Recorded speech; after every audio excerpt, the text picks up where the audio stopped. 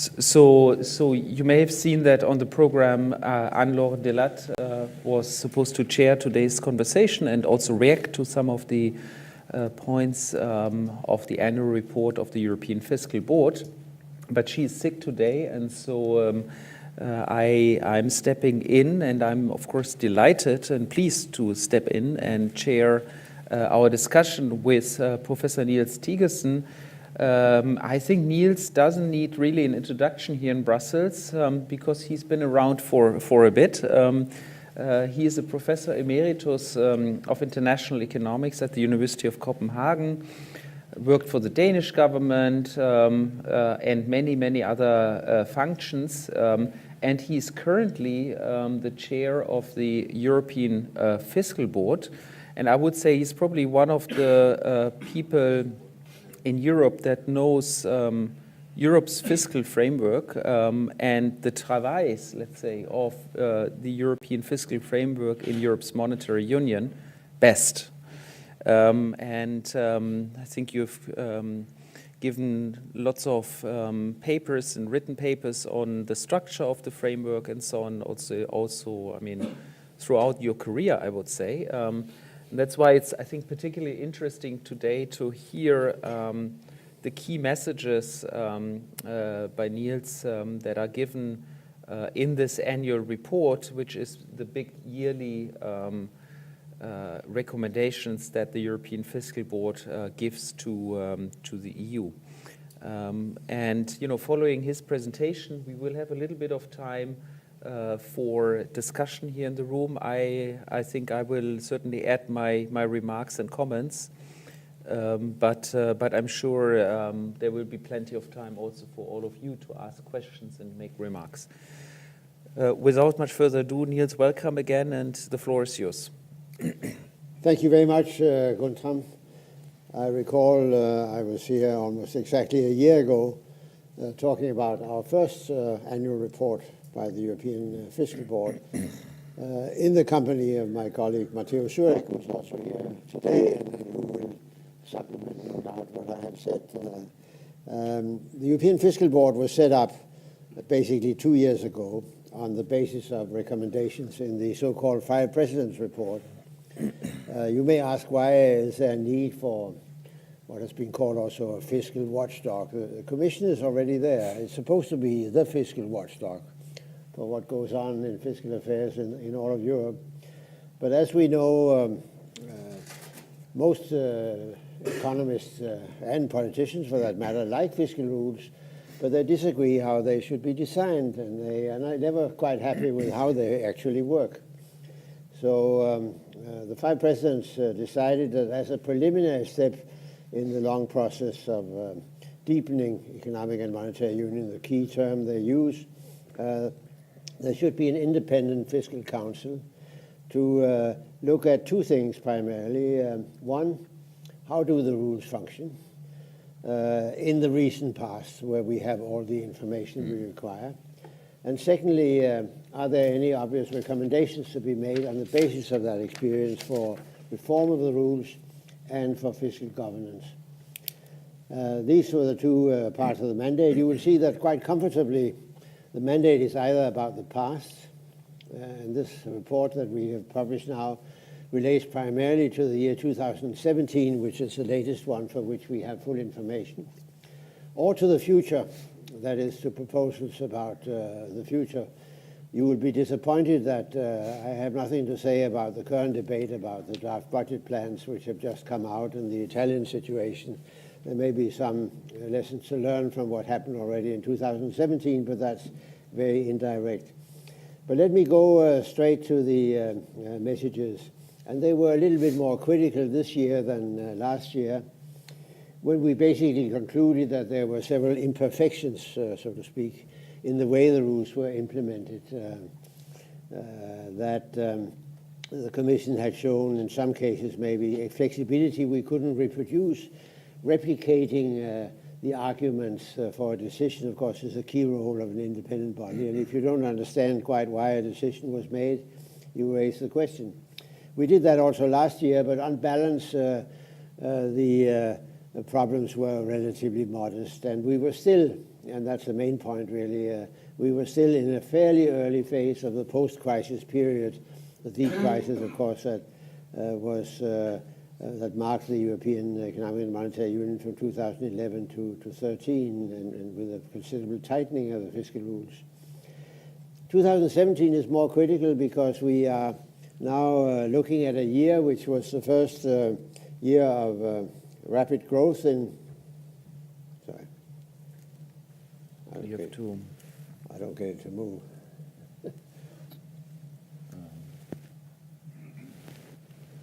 That's it. No, sorry. So, yeah, one back, yes. Yeah. Basically, we have 5 short messages here in this report. First one is that the macroeconomy of the euro area really recovered very significantly in 2017, which was in retrospect probably the best year in the post-crisis period, including the present and maybe 2019.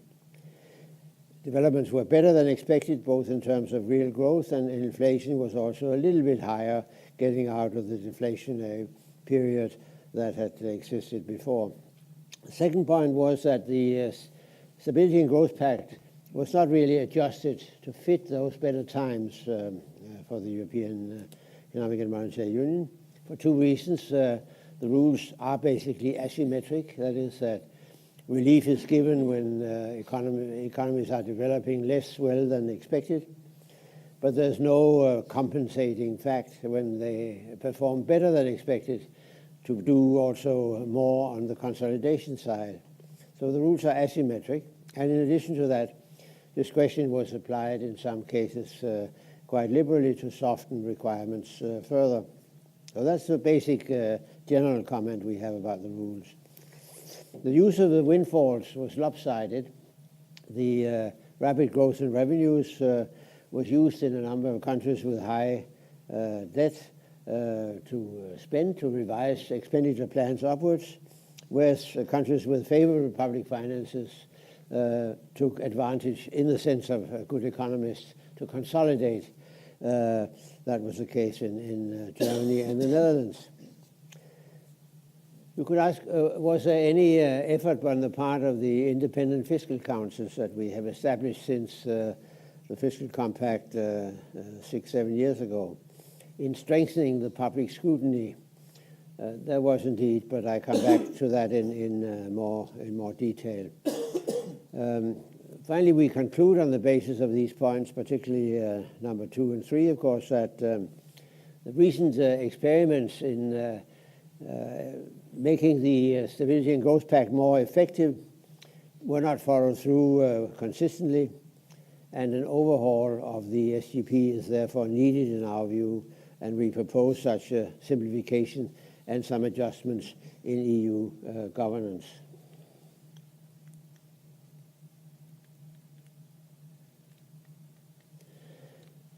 This graph basically repeats some of the information in numerical terms that I've just given. But you will see that the upward revision in 2017 of economic forecasts was quite substantial. Some of the policy recommendations and the flexibility shown is related to this fact that forecasting was not quite abreast of the recovery in the European Union, but that was not the only reason, as I already said.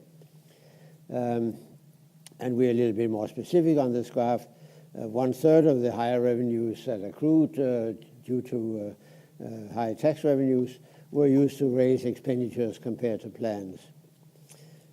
So in summary, the 2017 was a missed opportunity to begin to consolidate and build fiscal buffers for less profitable times. We look at detailed country experience because one part of our mandate is also to see has there been some differential treatment of countries. These large countries benefit disproportionately. You will see from this list, of course, the abbreviations are very simple, but there are about 7 countries or so involved, and they comprise both some large countries and some medium-sized or smaller countries, Slovenia and Portugal. The general tenor here of some of these comments is that the framework was not used quite in the way it was apparently intended. Additional discretion was applied, benefit of the doubt was given. The Commission didn't quite believe either in the expenditure rule framework, the benchmark it had set, and it adjusted upwards the medium-term reference for that, thereby giving more room, for example, to Slovenia and Portugal. Italy had maybe a particularly long list of benefits from the interpretations, generous reading of the structural balance indicator, carry forward of flexibility from earlier years, and no real discussion of whether the conditions for that had been met, and the quantification of some of the extraordinary costs that were included was not quite in line with the past practice. It would be too much to go into detail here, but the general tenor, I think, is quite clear, and they all go in one direction. It's remarkable also that France and Spain continue to follow a so-called nominal strategy, relying primarily on meeting or getting gradually below the 3% deficits, as France succeeded in doing in that year, and Spain is expected to do next year. So they did not meet either the structural adjustment requirements. The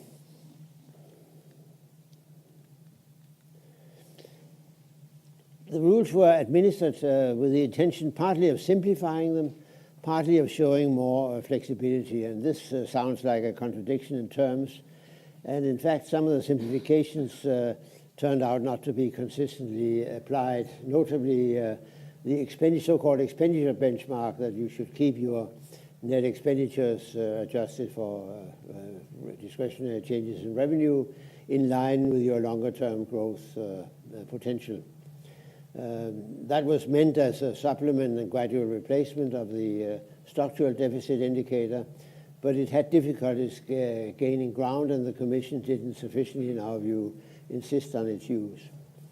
And there were some attempts, nevertheless, to clarify the reading of these two indicators when they were in conflict. On the other side, the plausibility tool for the output gap, doubts about this particular basic indicator for how much slack there is in the economy was applied, and that gave a lot of discussion of technical issues at the political level, clouding more substantial points. And in the middle of 2017, there was also an effort on the part of the Commission to introduce a margin of discretion on top of the existing flexibility, and that was applied only for 2018, so that will be discussed in our next report. So innovations increased complexity. They certainly did not succeed in any net simplification. The independent fiscal institutions that I already mentioned are very useful innovation. They have improved the political debate in countries on fiscal issues. But when it comes to countries that have difficulties meeting the requirements, it is not so easy to find examples of independent fiscal councils that have reacted strongly to this, or reacted in a visible way to this. We single out Italy and Romania as exceptions to this classification. They both spoke up about the realism of the forecast of their respective governments that they found too optimistic. But most of the others remained fairly silent. There are several reasons for this: lack of resources, lack of access to information, and also the simple matter that once you get into real negotiations about whether a country should adjust its policy or not, these discussions take part between the Commission and the government in question. So the Fiscal Council doesn't have much to say. It isn't listened to at that stage, and that clearly weakens any recommendations they may have. The Commission, in a sense, added to some confusion about the desirable thrust of fiscal policy by suggesting in November 2016 that there might be a need for up to 0.5% of GDP additional stimulus on the fiscal side for the year 2017.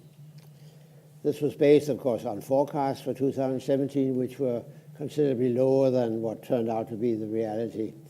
But the problem with this recommendation was that even on the basis of the information available, it was clear that this would go beyond the reconciliation with the Stability and Growth Pact, which is in part to be observed at all times, and the Commission was not able quite to suggest how that could be done. But basically that it was would have been a somewhat pro-cyclical action to act, and the Council did not back up this particular suggestion. As it turned out, on the whole, the euro area contracted very slightly their fiscal stance in 2017, which is fine, but with the differences in national behavior that I already mentioned, that Italy and the countries in the excessive deficit procedure, France and Spain, did not sufficiently consolidate, whereas Germany consolidated even further than it had planned. We also have a chapter in our report where we review the 3-year period 2015, 16, and 17, because in 2015 the Commission introduced the application of flexibility in its interpretation of the fiscal rules, and got, of course, the approval of the Council before it could do that. But we find also that on balance this flexibility has not worked particularly well for the reasons that I already mentioned, but we here review on the basis of a 3-year period. And this also illustrates the point I made initially, that the problem was really in this period was a mixture of asymmetric rules and additional flexibility on top of this asymmetry. And the unusual events clause, events that are beyond the control of any government, was also used quite frequently and with much discretion. Let me turn finally to our proposed new fiscal framework. We think there is a need for a considerable simplification, and we do propose to move from the current system of having 2 fiscal anchors, both deficits anchor, a balanced budget over the cycle, with an actual deficit ceiling at 3%, and a debt rule, to retain only the debt rule as the long-term anchor for national fiscal policies.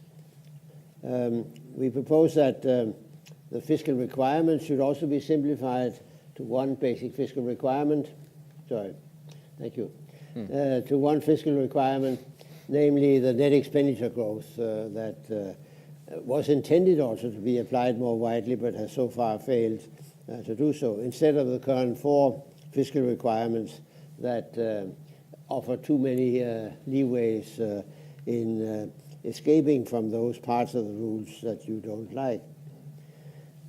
No rule system can work entirely without exceptions, and we therefore propose certainly a general escape clause in addition to the unusual events clause, which will also have to be retained. But the core here point is here that this escape clause should be applied only after a careful economic analysis has presented the situation, and one can see more clearly what is the political element in the decision and what is the economic analysis underlying it. And that brings me to the summary of the proposal in the next one. The debt below 60% of GDP is the main objective. Fiscal requirement is net expenditure in line with the capacity growth, and assuring some convergence towards the 60% over a 15-year period, but with some elements of stabilization involved, because both because of the revenue side in particular, and not being applied year by year, but over 3-year periods.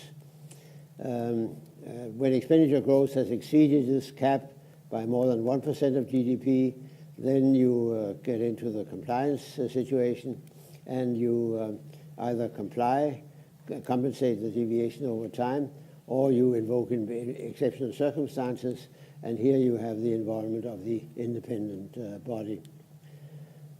My final slide is really about surveillance in general, elaborating also on this point between the economic analysis and the political elements which are inevitably there when you take the kind of decisions that the Commission and the Council have to take from time to time.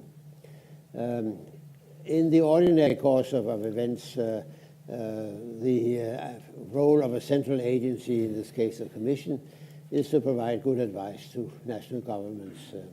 And here nobody contests, of course, the role of the Commission in that.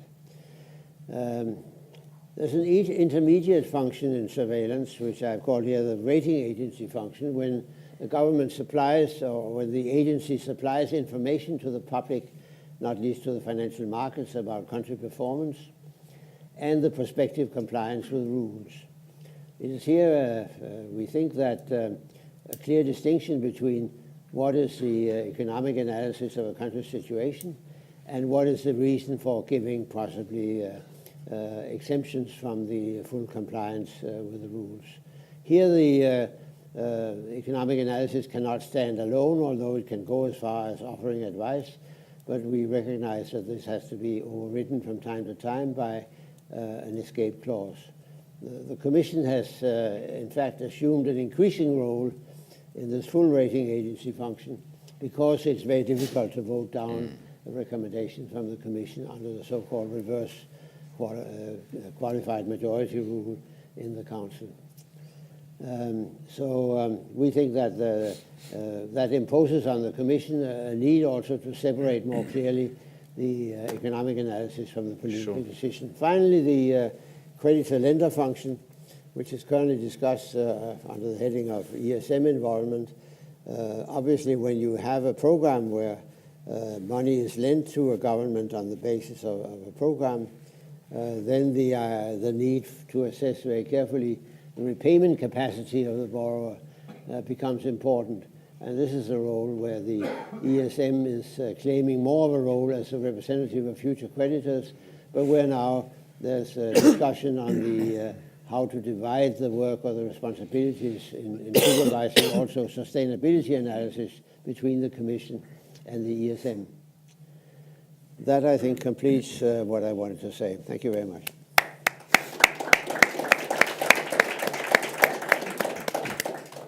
Well, thanks a lot, Niels. There's a lot of material.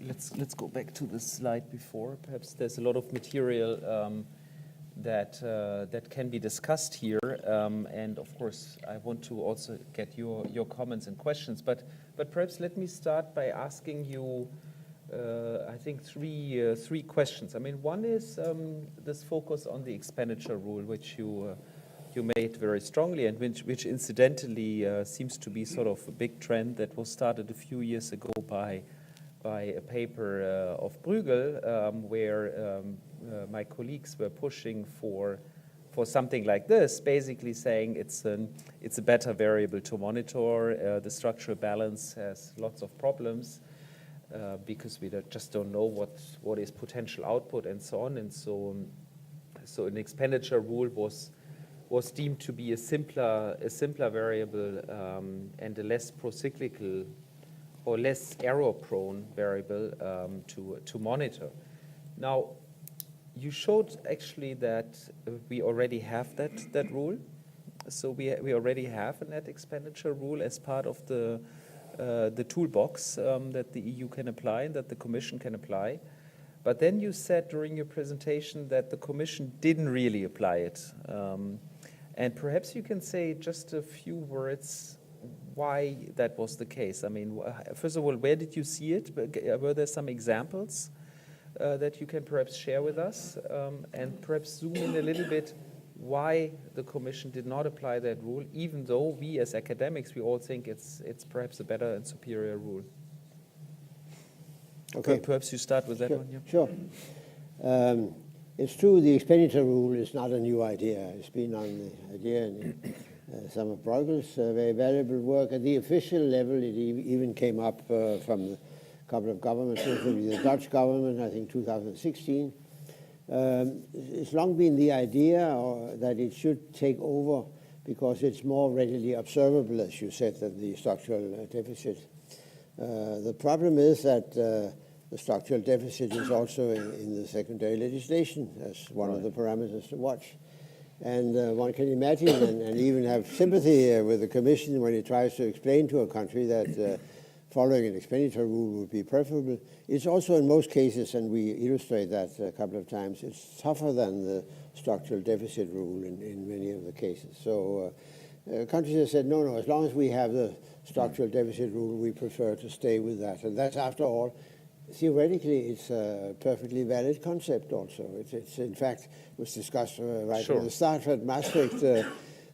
Actual deficit, that's not the right measure because that's endogenous to some extent. But the structural deficit measures more clearly what is done by policy. We should have that. But then, of course, the objection was always, but we will have troubles with all the national experts who will come and explain why the measure that we have calculated is not the correct one, why there are special features. Right. An expenditure rule has the advantage that it is more measurable. It is should also be more easy to communicate in public to a national electorate than a concept like the structural deficit. So I think that these are some of the reasons why it's had a difficult passage over time, this new expenditure rule. It's in a way sometimes has been looked too strict relative to what countries could otherwise obtain.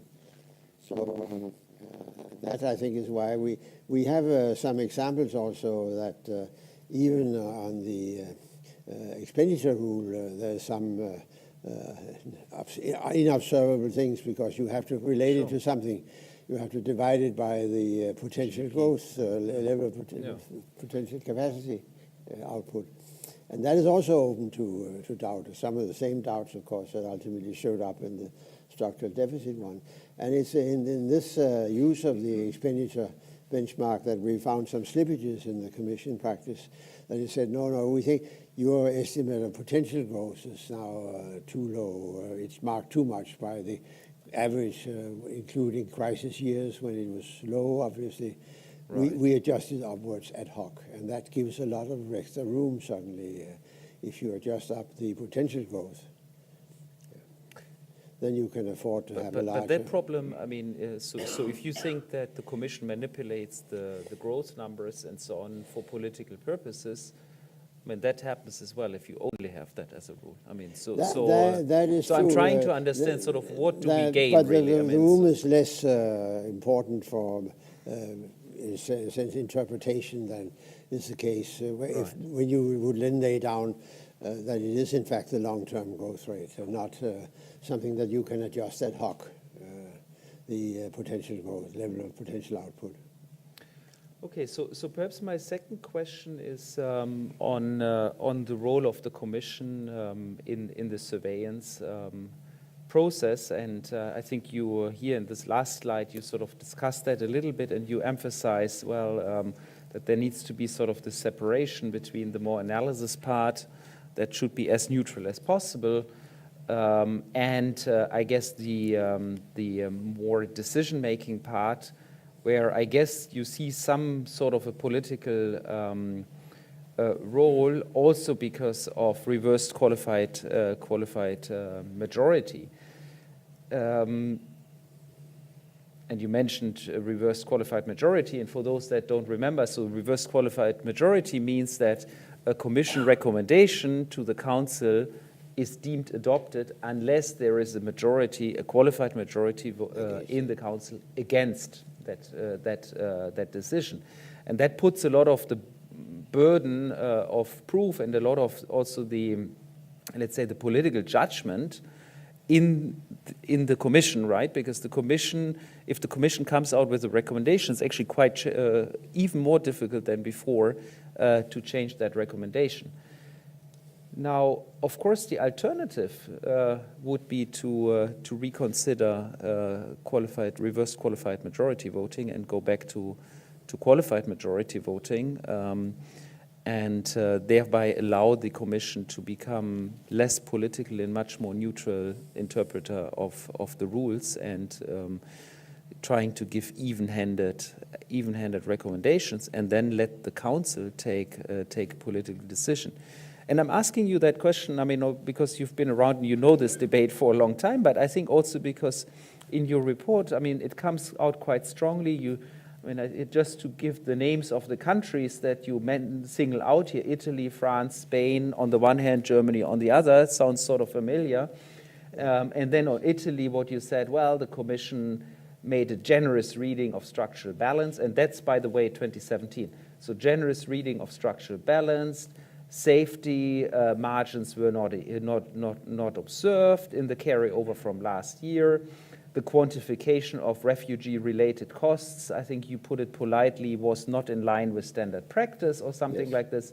So basically you're saying here the Commission was just very generous with Italy in 2017 and took a political decision, right? I mean, that's what you're saying here. So is that the right institution to take that political decision in the end? One important issue, of course, is transparency, whether it's fully clear why this decision was taken. So if you have a body that has as much power in practice to take the ultimate decision as the Commission currently does, it should be under the obligation that one can subsequently reconstruct why was this decision taken. Was it for a clearly political reason? That should be stated. So I think much could be solved by greater transparency. I don't think we are advocating a return to the situation which existed before the crisis, before 2003, in fact, when we saw that the majority in the Council was not really able to administer or accept with qualified majority the Commission's recommendation in the case when France and Germany at the same time had transgressed the 3% and had support of the two high debt countries of Belgium and Italy at the time. That was enough. That stopped it. And that was why I think governments themselves recognized we do need not to take this decision as a simple political majority vote amongst us. But the implication should not be that it should then be taken in a somewhat intransparent way under the cover of apparently fairly intractable economic arguments. So that is the reason why we stress this point, and it's in a way perfectly natural reaction for the Commission to become extra cautious when it feels it has as much responsibility as it currently has in the system.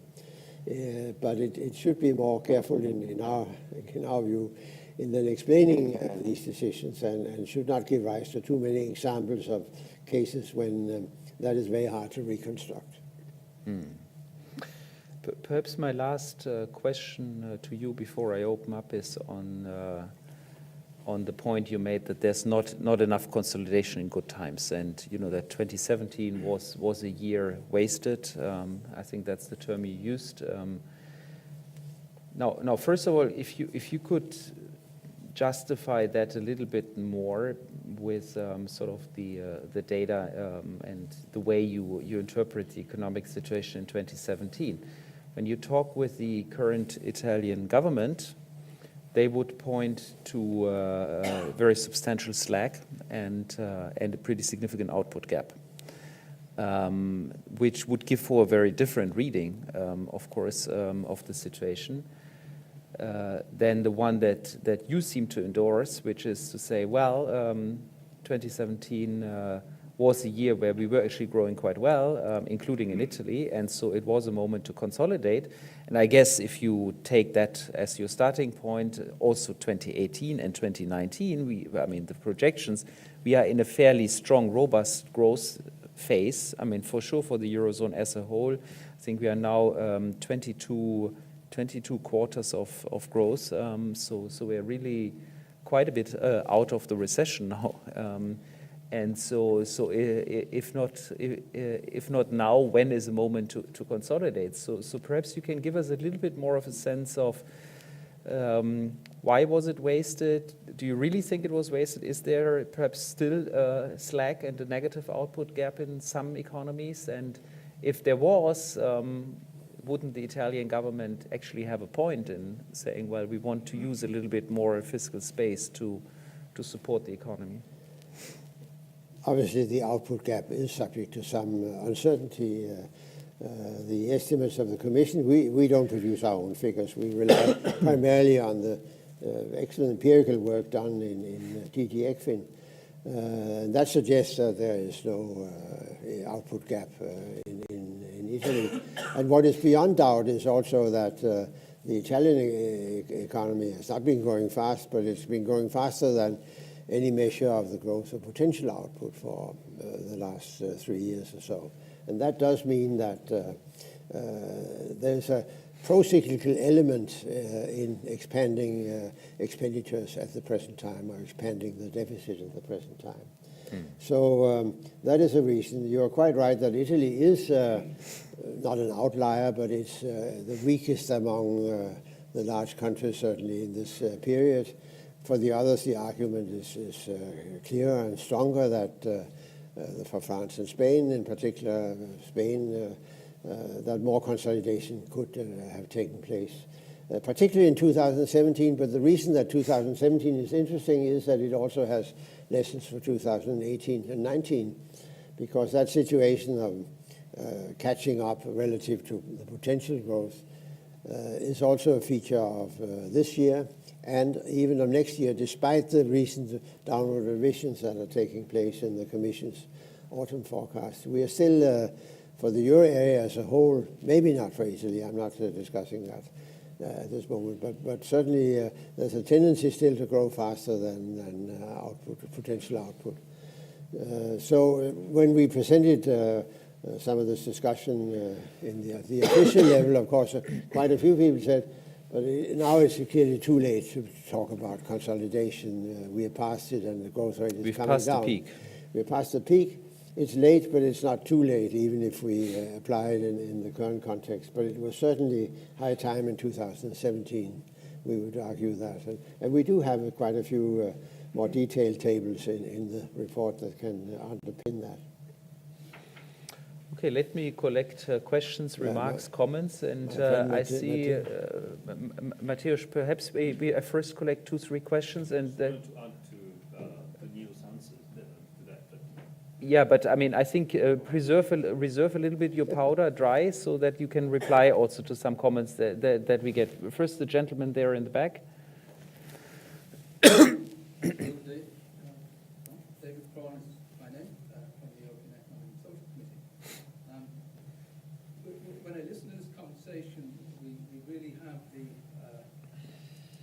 Demonstration of how still fragmented Europe is, in that there is no discussion, and you just mentioned there that you wanted to talk about maybe a concept of the a European euro area fiscal stance.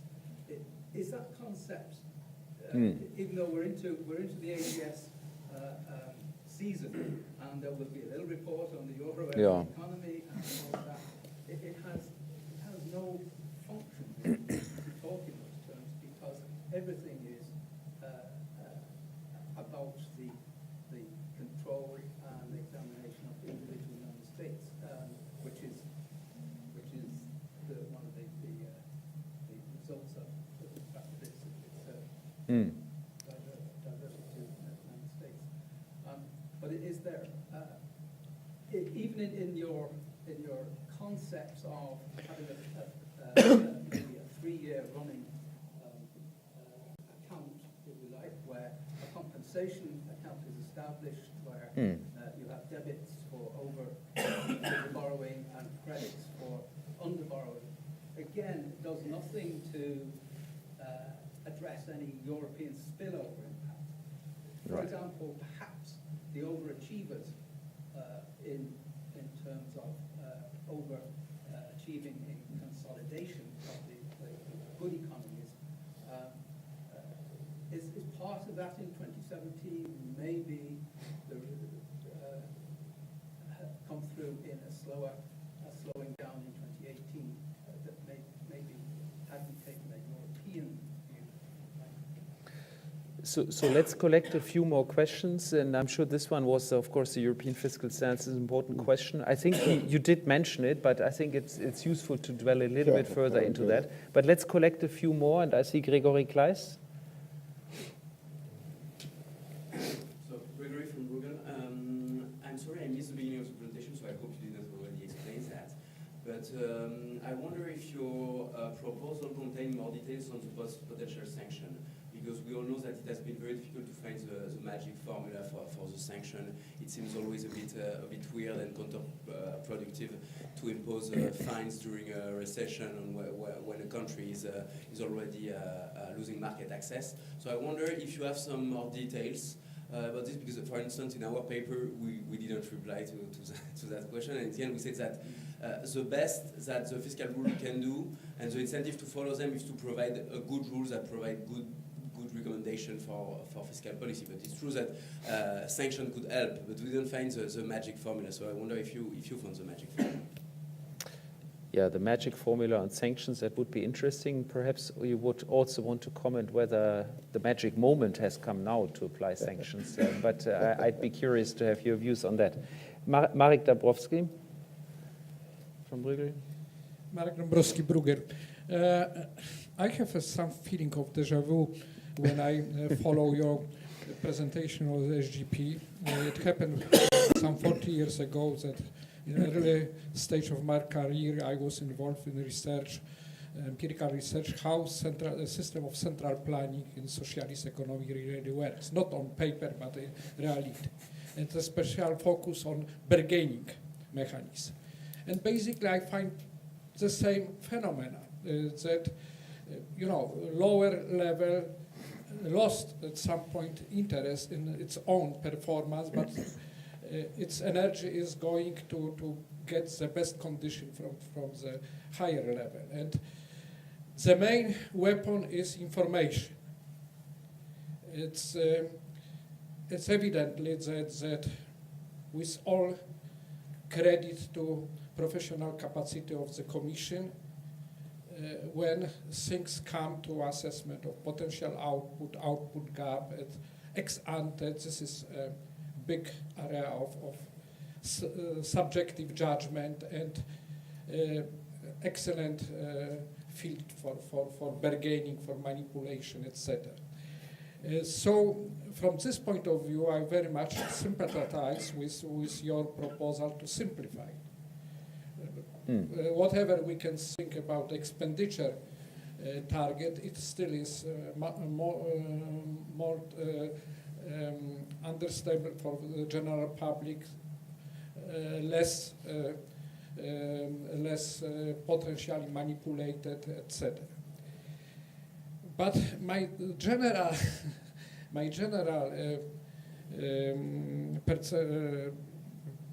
perception as the person who was to some degree involved in researching how SGP is working historically is that whatever rules we establish, there is very low political appetite for enforcing those rules.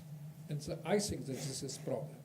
Perhaps more generally, if we go beyond fiscal sphere, we look on other area of European governance, there is also limited appetite, especially on this peer review cross-country level to enforce rules against neighbors. And we can speculate why. Some 8 or 10 years ago was clear that was more than 20 countries under excessive deficit procedure, so nobody was interested to penalize neighbor. Now we have much less, but still it's a reluctance. And I think that even if we come back to what Guntram suggested, to from reverse qualified majority to simple qualified majority as it was before 2013 or 2011. I think that it will not change nothing, because Commission is not on the moon. It's influenced by political forces, interests of member states. So the question is whether we can do something to change this situation. at some point I thought that coming back to market discipline could help, but also developments of the period of bailout also demonstrated that there is no much appetite for enforcing market discipline. So, do you think any way forward from this trap? Yes, that's a very big question, obviously. I mean, perhaps just on this point on the reverse qualified majority, and just to clarify what I said, I think I'm not saying that the Commission is not influenced by politics. I mean, I think the key point I'm making is there is a question of the transparency and who takes the decision. And yes, a political commission is, of course, influenced by the member states, but we actually have extremely little information on why a certain decision was taken within the Commission. While if that same decision was taken in the Council, there would at least be a proper political debate that would be more or less public. I mean, the Council decision and voting would be made public. So I think there is a difference here in terms of transparency and clarity on how political decisions are taken, which I think is actually quite important. But to think that you can totally isolate from politics these decisions, I think is wrong. But anyway, that's my view, and I'm sure you will want to add. Let's have one more, and then...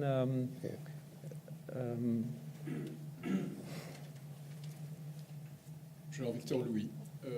I would like to know what kind of appreciation we can have about the role of national independent committee in this field, because it has been said that the independence is not evident, not well organized. What is, for example, the role of this committee in Italy? What's the position of the government? Okay, so I think that's enough material for you, certainly. But I think Mateusz wanted to add. Mateusz also, yes. Let Mateusz perhaps, and then you have the last. Okay. Mateusz Szczurek, I had a perhaps dubious privilege of being on the receiving end of fiscal rules in the Polish government. And let me maybe answer and comment and group together some of the things that have been just said. I don't think we will find a perfect solution to the problem of the fact that nobody wants this responsibility, and for a good reason.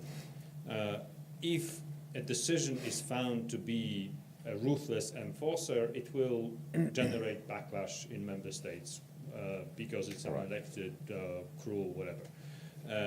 If we have a council taking these decisions, this will also be seen as a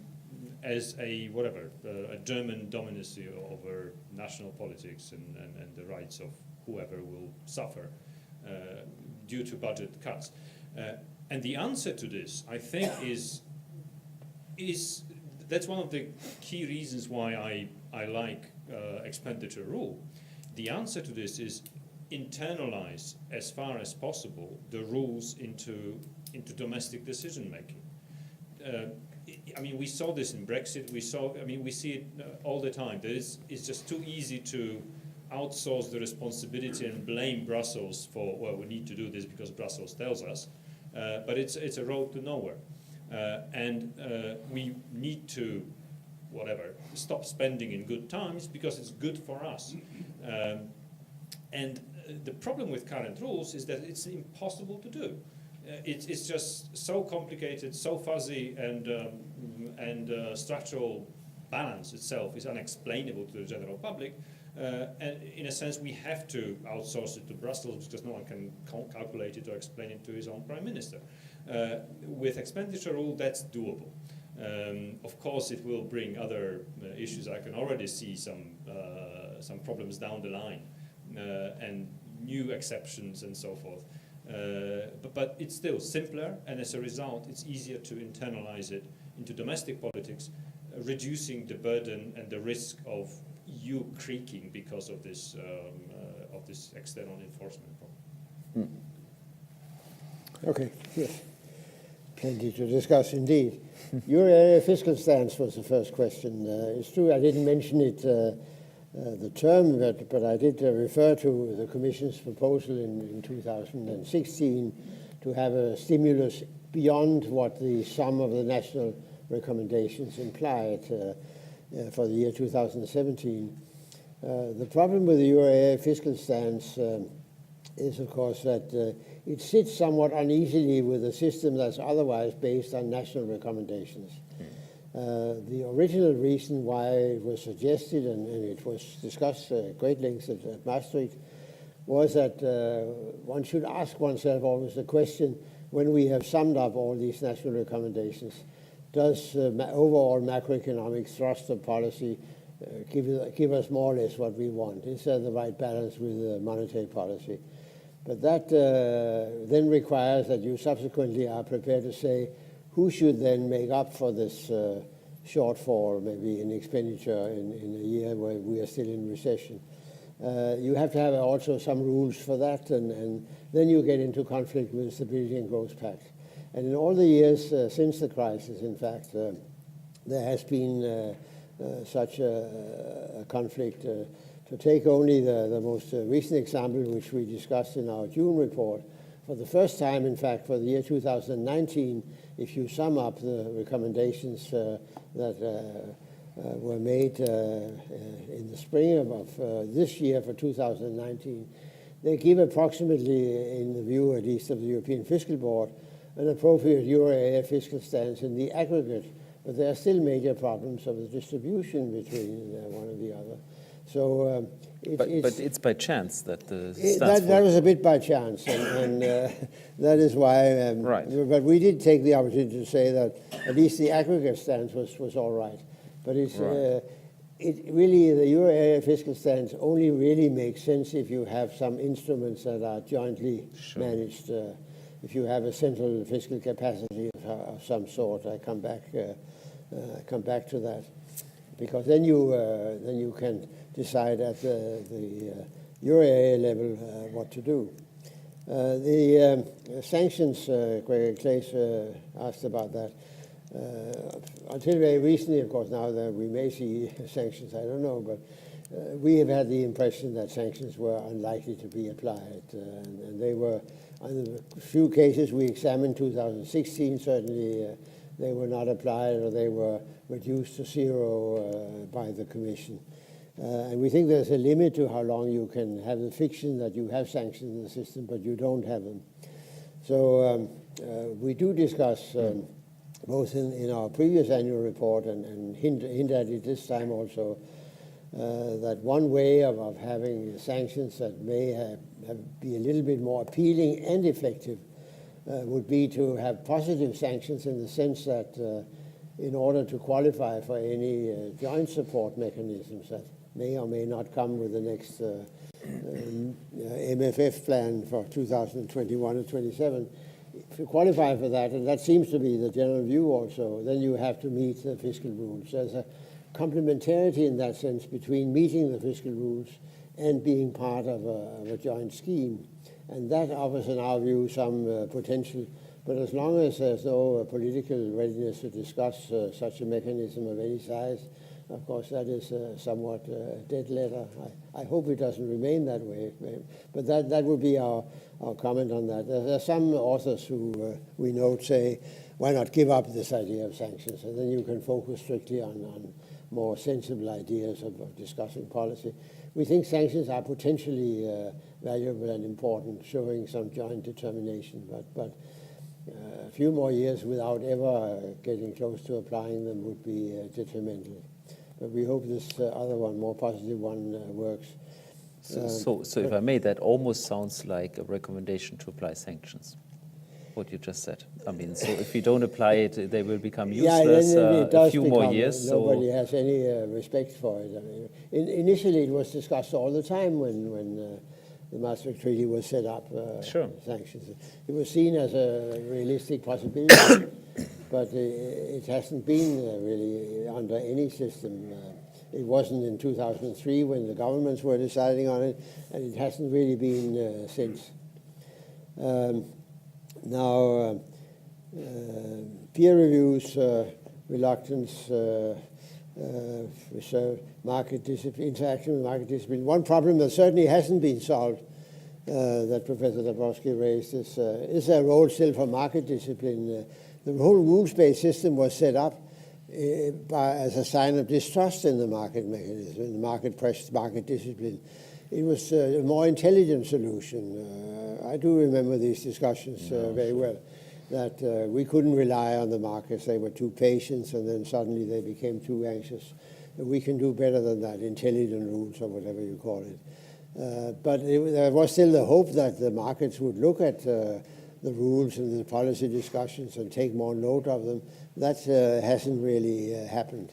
And we've still seen, of course, in 2011-12, very strong examples of market discipline. We may see them again, and that may be unavoidable. And it's, in my view, a bit unfortunate that we have not been able to, within the system of governments, to devise some system of advice and monitoring surveillance that could substitute in a better way for it.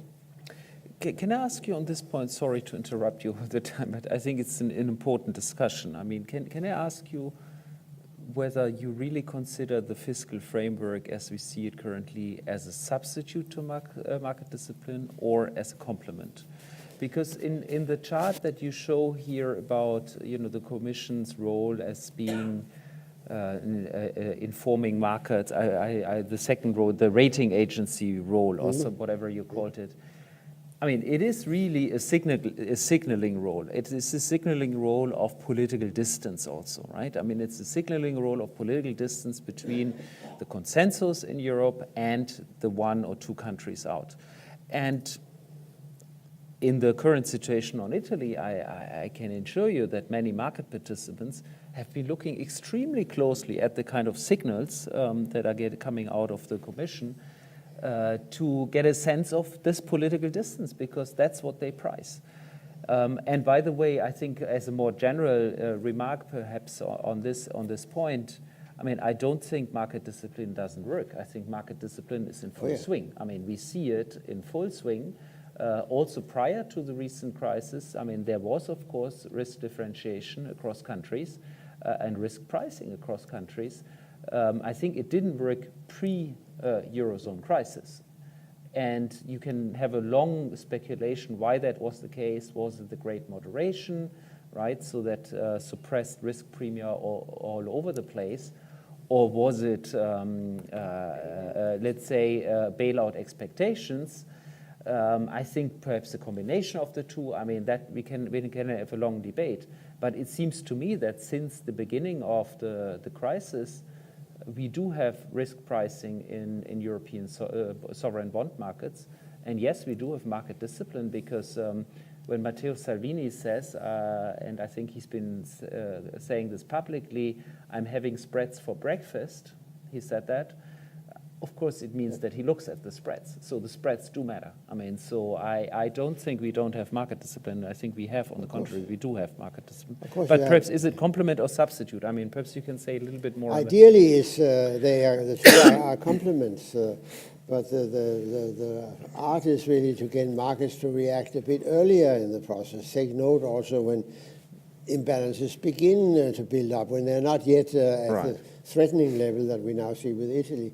That, of course, has become even more remote after the actions that were taken by the ECB in 2012, which drastically narrowed the spreads, an even greater success than most people had expected could ever happen, that you could get without any actual operations, simply having this as a possibility that there was still a lender of last resort, provided that, that was of course the thing that was not sufficiently stressed, provided that the country was prepared to undertake a program adjustment. But that it worked all the same without program adjustment for Italy and Spain and for others very quickly. And you can argue that it has worked in a sense too well for a long time. So the art is to get market, the complementarity of market discipline in at an earlier stage of the adjustment process. That would be my answer to it. Of course you need it, and I think many governments, in a way, I wouldn't say they're comfortable, but they know there is a bad cop out there Right. who can do some unpleasant job that they're not prepared to do. Professor Victor Louis asked about the independent fiscal institutions. I think they are an important innovation, and they certainly have created useful debate and monitoring in a number of countries. There are only a few of them that are sufficiently well developed to really challenge the government in terms of its macroeconomic realism, and even more the budgetary, the realism of their budgetary forecasts. We have such examples we discussed in some detail. The United Kingdom, whatever you may think about political institutions in the United Kingdom, in this area they have taken one remarkable decision to outsource from the UK Treasury to an independent fiscal body, and that has, in this very difficult period, I think made the discussion of fiscal forecasts less difficult and conflictual than it would otherwise have been. We have the Netherlands, where there's also a very strong fiscal council. But most of them have difficulties, not so much maybe in just assessing whether a government is overly optimistic on the very big general macroeconomic picture, but on the impact of government budgets. But it's encouraging to see that the Italian Fiscal Council, indeed again now, and in the recent presentation of the 2019 budget, did as it did in the 2017 that we discussed here. They did present a critical review of the government's macroeconomic forecast as unrealistic, in the present case also because government's calculations of how the policy changes would work were unrealistic. So that was quite a powerful critique, but it may not be enough at a time when there's maximum pressure to implement a new policy. Of course, we cannot have any illusions about that. So. Okay. I think we've had a serious discussion of the fiscal rules and of your report, and I think that was very interesting and very enlightening for me, at least. Please join me in thanking Professor Niels Thygesen for his presentation.